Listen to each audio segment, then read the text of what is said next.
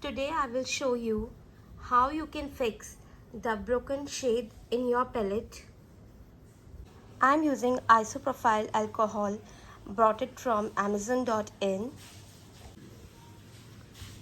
Just set the shade.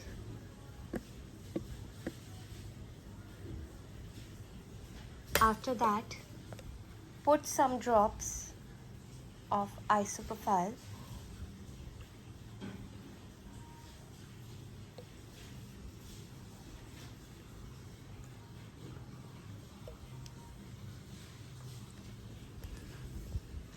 Then set it. Alright. Leave this open under the fan for more than 1 or 2 hours. The shade will be exactly like before.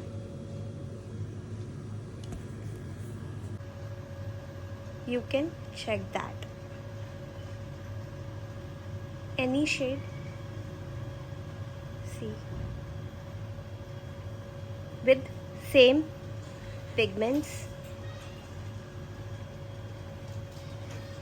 You can use this for any of your eyeshadow also. Thank you.